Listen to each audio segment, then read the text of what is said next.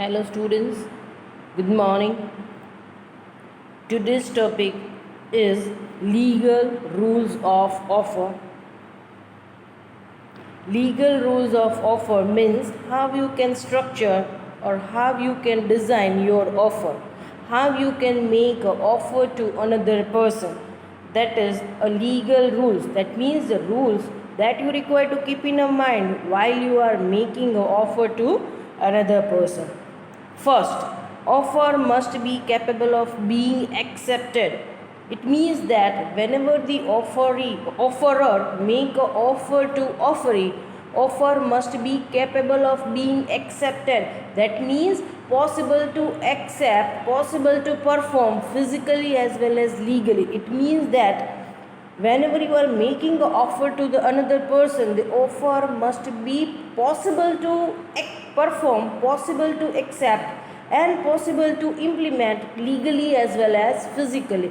આ વસ્તુ આપણે લાસ્ટ ચેપ્ટરમાં પણ ભણી ગયા હતા. Chapter number 1 essential element of a valid contract under section number 10, એમાં 8th નંબરનો પોઈન્ટ હતો certainty and possibility. It means that offer must be certain and possible to perform legally as well as physically. હવે legally possible to perform and the physically possible to perform એનો મતલબ શું છે? Say for example, I make an offer to you that would you like to purchase the 5 bottle of liquor? I'm making an offer to you.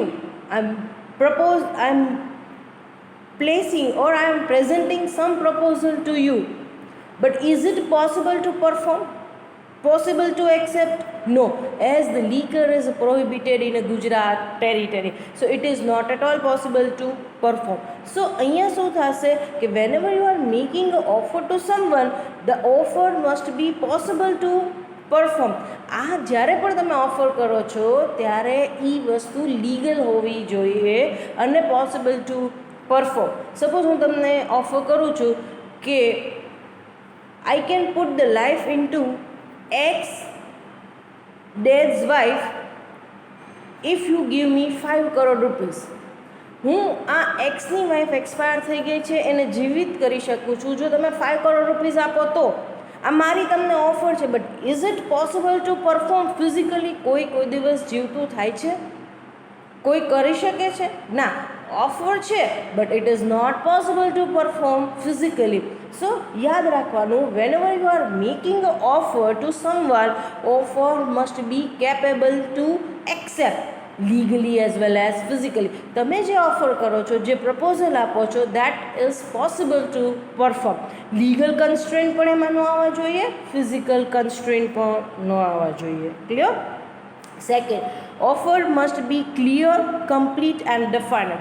આમાં 3 વસ્તુ ઉપર clarity લેવાની છે. Clear, offer must be clear. That means you should not design an offer in a vague manner. Clear? Offer should not be loose one. એટલે કે અહીંયા શું કહે છે કે terms and the conditions of the offer must be clear. પહેલી વસ્તુ અહીંયા યાદ રાખવાની, offer must be clear. Terms and the conditions of the offer must be clear and complete. તમે જે ઓફર કરો છો એ ક્લિયર અને કમ્પ્લીટ હોવી જોઈએ. સે ફોર એક્ઝામ્પલ, હું મારી શોપ ઉપર એક બોર્ડ મારું છું, ડિસ્કાઉન્ટ. That's it.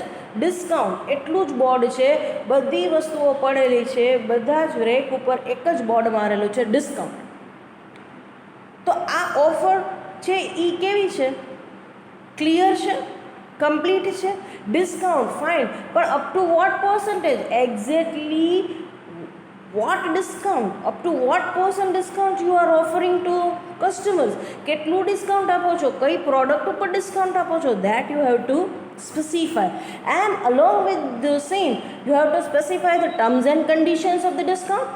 Suppose મેં ડિસ્કાઉન્ટમાં પરચેસ તો કરી લીધું, પણ હવે એમાં તમને મને નથી અનુકૂળ, હું બદલાવું છું, તો યુ સેડ કે ભાઈ no refund policy is there in discount. ચાલશે? તો તમારે એટ ધેટ ટાઈમ તમારે ક્લિયર કરવું જોઈએ. અગેન, ડિફાઇનેટ, ઇટ મીન્સ ચોક્કસ. Subject matter of the offer must be clear. Suppose I have a 2 car and I am offering a 1 car to you. હું તમને આ 2 કાર મારી પાસે છે એમાંથી કહું છું would you like to purchase my car? પણ હું કઈ કાર સેલિંગ માટે કહું છું, કઈ કાર માટે ઓફર કરું છું, એ કોઈ વસ્તુ ક્લિયર નથી. તો is it possible for you to accept the offer? No. So યાદ રાખવાનું, terms and conditions of the offer must be clear, complete and defined. Offer clear રાખવાની છે, ટર્મ્સ એન્ડ કન્ડિશન્સ કમ્પ્લીટ અને ક્લિયર રાખવાના છે, અને third subject matter must be clear and subject matter must be defined at one. Clear? હવે say for example pizza હટવાળા આવ્યા.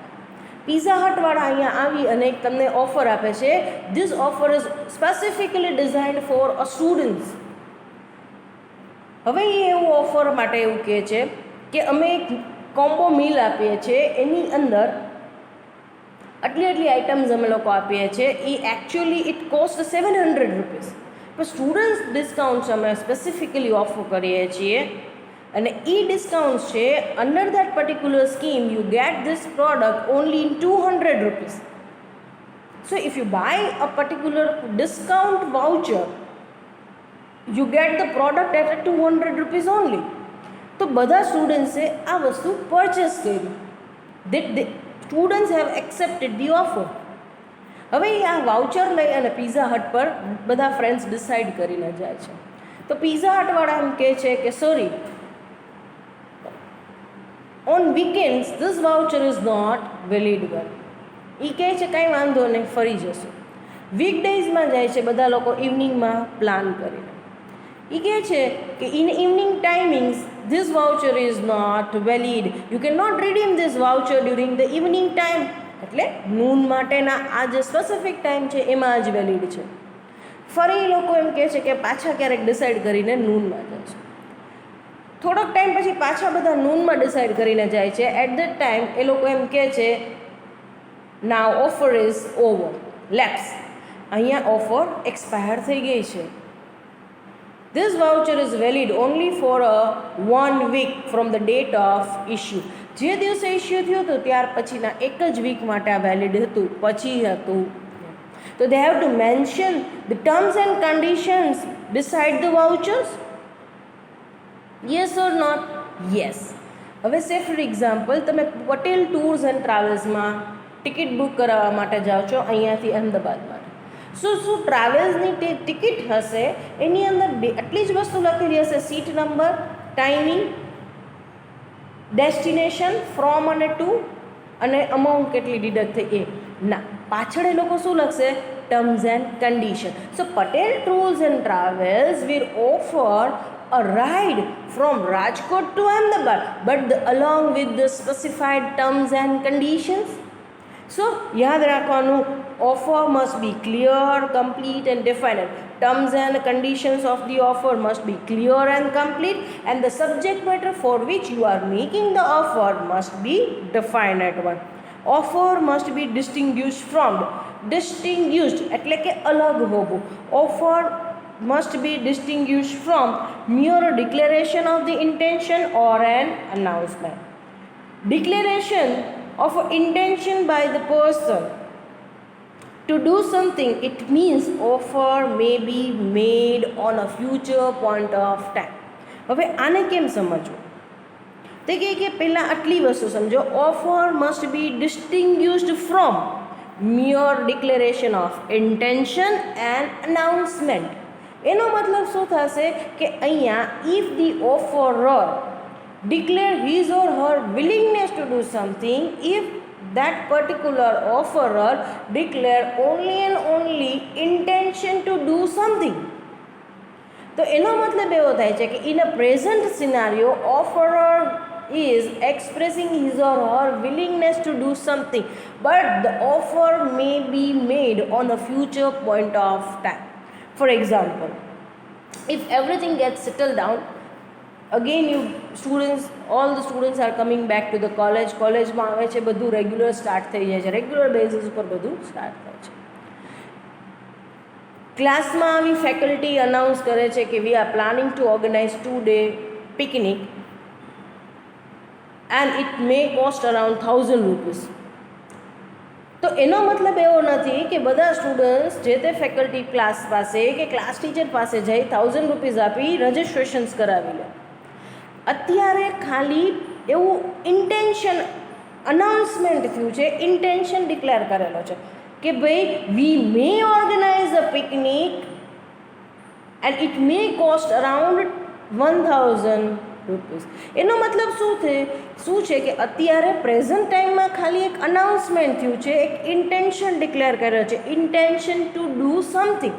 પણ એનો મતલબ એવો છે કે offer may be made on a future point of time. અત્યારે ક્લાસમાં આવીને જે ટૂરની વાત કરી છે, 2 days પિકનિકની વાત કરી છે, it is not considered as an offer, is mere declaration of intention. Clear? Next, point number 4, offer must be communicated. એમાં આટલી વસ્તુ યાદ રાખવાની કે offer must be communicated to offering. Unless and until you will not communicate the offer to the offeree, acceptance will not take place. જ્યાં સુધી તમે offer communicate નહીં કરો, એક્સેપ્ટન્સ પોસિબલ થશે નહીં. So first and the foremost thing that communication of the offer. Offerer required to communicate offer to offering. Suppose હું રોજ તમારી સામે જોઉં અને સ્કૂટરની સામે જોઉં મારા, તો તમને કેમ ખબર પડશે કે ભાઈ મારા સ્કૂટર સેલ કરવાનું છે? I need to communicate offer to you કે would you like to purchase my scooter in 5000 rupees. તો તમને ખબર પડશે અને you can accept the things. So અહીંયા યાદ રાખવાનું, offerer required to communicate offer to offeree, પહેલી વસ્તુ. સેકન્ડ શું કહે છે? Mode of communication must be solid and valid. Mode of communication must be valid and સોલિડનો મતલબ શું છે? You require to use the authentic mode of communication. Authentic mode of communication. It means that કે I can make an offer through telephonic communications. હું તમને letter post કરી શકું by way of post, fax કરી શકું. અને જો આપણે સામે સામે હોય તો oral communications is again fine. I can make a offer by word of mouth, એ પણ બરોબર જ છે. સો યાદ રાખવાનું, પહેલી વસ્તુ યાદ રાખવાની, offerer required to communicate offer to offeree. બીજી વસ્તુ યાદ રાખવાની, mode of communication must be authentic, that is solid and valid. Next યાદ રાખવાનું, without offer acceptance is not possible. તમે આવીને મને હાથમાં 5000 રૂપિયા આપી અને કહેશો કે ચલો સ્કૂટર અમે પરચેસ કરી લીધું છે, પણ મેં ક્યાં વેચ્યું છે, મારે ક્યાં વેચ્યું છે, પણ મારે પરચેસ કરવું છે ને, મેં કરી લીધું છે, આ લ્યો 5000 રૂપિયા. Is it possible? No. Without offer, acceptance is not possible. And next યાદ રાખવાનું, in the absence of principal party, કોણ ઓફર કરી શકશે? Authorized agent only. Clear?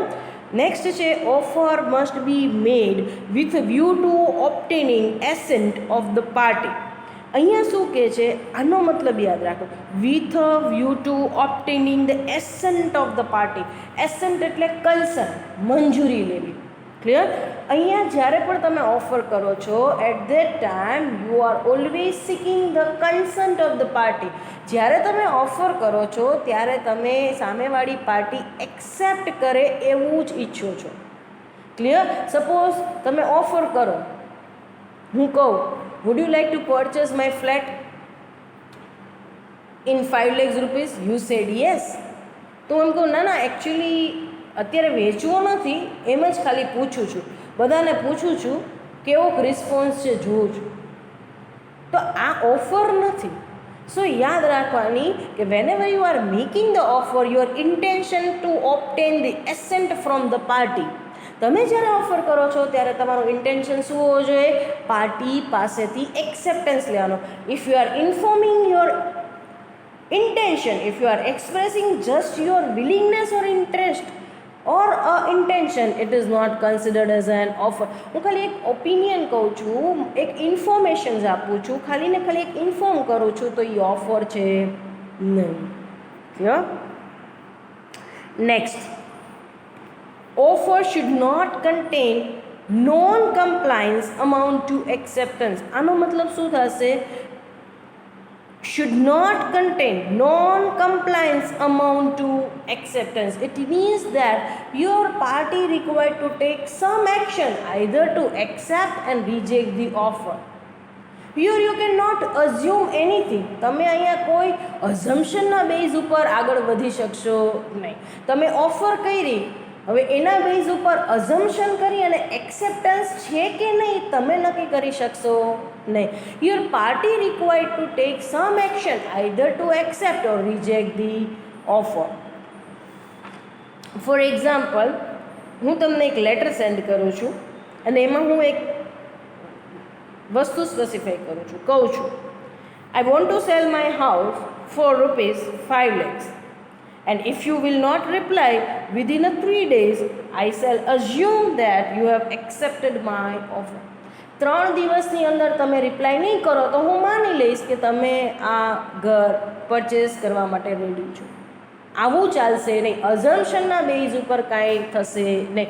પાર્ટીએ ક્લિયર કટ હા માટે કહેવું પડશે ને ના માટે પણ તમને કમ્યુનિકેટ કરવું પડશે. ઓરલ કમ્યુનિકેશન એ ચાલશે, ટેલિફોન કરી દેશે તોય ચાલશે, સામે લેટર લખશે તો પણ ચાલશે, ફેક્સ કરી દેશે તો પણ ચાલશે, પણ પાર્ટીએ કાં તો ક્લિયર કટ હા કહેવી પડશે ને કાં તો ક્લિયર કટ ના કહેવી પડશે.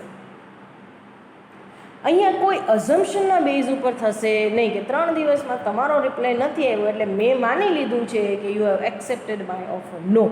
સો it should not contain non-compliances amount to acceptance.